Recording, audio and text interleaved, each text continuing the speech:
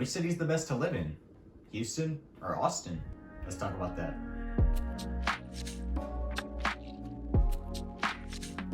What's up guys, my name is Jaden May. I'm a real estate agent here in Houston, and today we're finally gonna do one of the most requested videos in all of my channel. If you guys are new to my channel and haven't subscribed already, make sure you go smash the like button and subscribe while you're down there as well. It really helps me out, I appreciate it. Now that we got all that out of the way, let's get straight into the video. Today we're gonna be putting these two Texas giant cities head to head to see which one's really the best to live in, Austin or Houston. Houston being the largest of the two, with the total amount of area being 637 square miles. Houston is actually the largest city in the nation by the total amount of area. Now when you compare Houston to the size of Austin, Austin's total amount of area is only 305 square miles. To put that into context for you, Houston by itself is roughly the same size as the entire island of Oahu.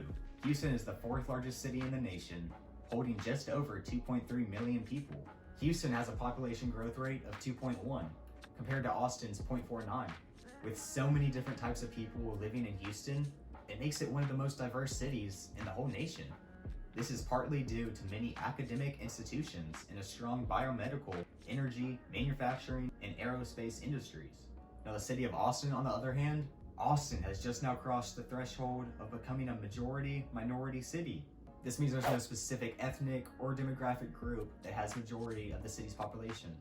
For example, the growth rate of Latino and Asian households far exceeds the growth rate of Anglo households in Austin. And yet, what used to resemble a seemingly simple path toward greater and greater ethnic and racial diversification within the city is becoming less and less certain. The brakes have been thrown on the city's rate of diversification. This is mostly due to the housing prices inside the urban core, which have drastically spiked. Basically, Austin's at a standstill. With all that being said, it brings us to our next point, the cost of living in each city. Let's first talk about the cost of living and housing costs here in Houston. We use what's known as the cost of living index. A cost of living index allows you to compare what it costs to live in one place against another, revealing how far your money will go in different areas. Scores are presented in relation to the national average of 100. Now how the scale works is if it's over 100, it means it's going to be a little bit more expensive to live. Now if it's below 100, it means it's a relatively cheap place to live when compared to other cities. Now the cost of living index in Houston is only 96.5. Now that seems pretty expensive when you compare it to the national average of 100, right? Now let's take a quick look at Austin's cost of living, and you're going to see how different these cities really are. Austin's cost of living index is an astounding 119.3.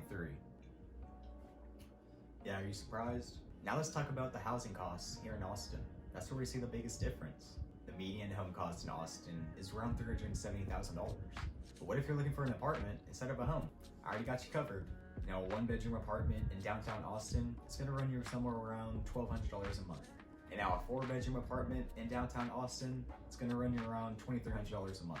Now we move down to Houston. In my opinion, this is where Houston really shines. The median home cost in Houston is only $185,000. And in Houston, home appreciation values are up 6.6%.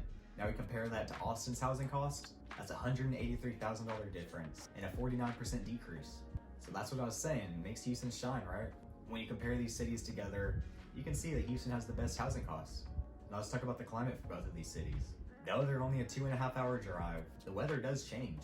Because Houston is so close to the Gulf of Mexico, it's classified as a subtropical climate, but so is Austin. Let's talk about how the weather changes in just a short trip. Houston is known for its extraordinary humid summers. Generally speaking, coastal cities tend to be more humid because nearby bodies of water put moisture into the air. Houston is close to the Gulf of Mexico. It's also right next door to two bodies of water, Lake Houston and the San Jacinto River. Since Houston is also in a region with a lot of low-lying land, anytime it rains, the ground tends to stay damp for prolonged periods of time. It's a situation that adds to the crazy humidity, even days after it rains. Step outside for a few minutes in August, and you can instantly feel why professional movers are worth every sweat-drenched penny. The average temperature in Houston during its summer months is 95 degrees, compared to Austin's 97 degrees, but Houston also has the humidity, so add an extra 5, 10, maybe even 15 degrees to that. So on paper, these cities don't seem too far apart when it comes to temperature. But if you've ever set foot in Houston during those summer months, you know that humidity has a drastic effect when it comes to being comfortable. So if you don't like the heat, or you just can't stand the heat, I recommend not coming to Houston during June, July, August, all the way to October. Come October. October's really nice here. But both cities have great ways to beat that summer heat. Houston, as I mentioned, is only a short 45-minute drive away from the beautiful Galveston beaches. Could you tell I was lying? Well, I shouldn't be too hard on Galveston. After all, I spent most of my time last summer going to the beach. It's not the best smelling beach or even the clearest water, but it's our little oasis and our only beach, so we love it. Or maybe you're just not a beach person. You maybe don't like the sand, or you just don't like the smell of the sea. We still got you covered with our jam-packed pleasure pier. It spans 1,100 feet over the Gulf of Mexico. Here you'll find all different types of rides, games, and attractions for everyone in the family. No matter what you're craving, Pleasure Pier has so many food choices for the whole family. Take your pick from everything from our famous shrimp to more traditional choices like hamburgers, pizza, and sweet treats. So if you haven't go checked out Pleasure Pier, that's definitely a spot you gotta go check out. Now, I didn't forget about Austin now. Austin doesn't have just one spot to beat the summer heat, but more than 5 different lakes and rivers spread throughout the city. I also took a couple of trips down to Austin to beat the summer heat, because it's unbearable up here. You gotta do what you gotta do. I took trips out to Austin's very own Zilker Park and jumped off the infamous Barton Creek Bridge. To be honest, most of my time was mostly spent driving to and from Austin because my mom would make me come home at the end of each day. But hey, I loved every single second of those day trips. Now, with all that being said, I can't see why one is better than the other when it comes to amenities to beat the summer heat. They're both honestly great and set on that part. So now let's talk about a little bit of history, since I'm a little bit of a history geek and you guys should know more about history, so let's get it. The city of Houston was settled in 1837 after Augustus and John Allen had acquired land to establish a new town at the junction of Buffalo and White Oak Bayous.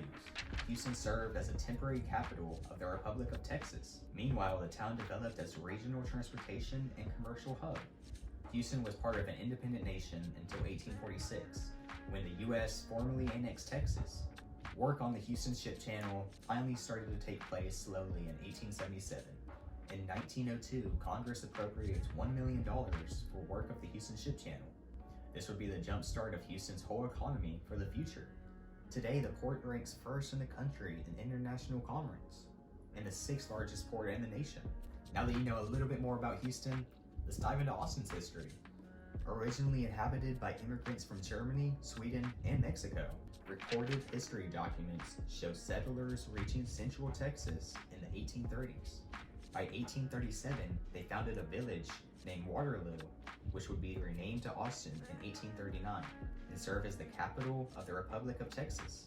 In 1893, the construction of the Great Granite Dam on the Colorado River was another milestone for the city's growth. The dam stabilized the river and provided hydraulic power to generate electricity, which in turn attracted manufacturers. By 1938, the dam had been replaced by a series of 7 U.S. government-funded dams, all helping with the possibility of flooding. And with that being said, that brings me into my next point, flooding. Austin has previously been hit by devastating floods. The new owner worked with the city of Austin to flood-proof the structure. Now in Austin, flooding is the last problem anyone thinks of. Austin has great runoff potential and one of the most flash flood-prone regions in North America. Flash flooding is the #1 natural disaster threat to this entire area, including Houston. The city of Austin manages a series of programs to help prevent and/or reduce flood problems. Now Houston, on the other hand, gets absolutely pummeled when it comes to flooding and even draining water. With our heavy rainfall and horrible street drainage, makes traveling on the roads and highways a difficult task for any vehicle. I got to witness firsthand how devastating Hurricane Harvey really was for the entire city of Houston. Our house got completely flooded and we had to run. It was actually more like a swim down to our friend's 2-story house right down the road. So we were fine, but it's definitely a traumatic experience. So yeah, let me just tell you, flooding's not no joke. And everyone in Houston realized that after the fact. After Hurricane Harvey, Houston started throwing money in to make Houston as flood-proof as possible. So they're actually just now starting work, but this should have been something that's done a couple years ago. It's not perfect yet, but they're working on it, so we can limit the amount of homes and lives we lost during Hurricane Harvey. So with all that being said, which city do you think really won? Was it Houston or Austin? Let me know down in the comments below. I really want to know what you guys think. I'm currently living in Houston, but honestly, I'd love to live in Austin. I spent so much time up there during the summer, that I felt like I was living there at some point. So I'm stuck. I can't come up with a decision on who won, so I'm gonna leave it up to you guys. So thank you all for watching.